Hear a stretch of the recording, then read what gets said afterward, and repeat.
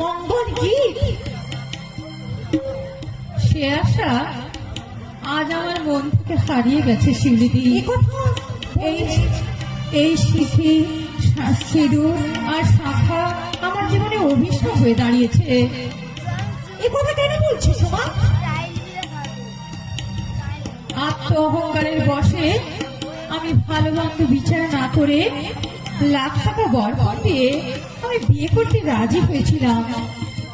আমার বাবা বিয়েতে যথেষ্ট দান সামগ্রীও দিয়েছিলেন, কিন্তু তাতেও আমার আমার শাশুড়ি সন্তুষ্ট হননি। শেষে দিনে আরো ৫,০০০ টাকা বরকত চান। তারপর কাজল, সে আর কি বলি, বাবা দিতে অস্বীকার করেন।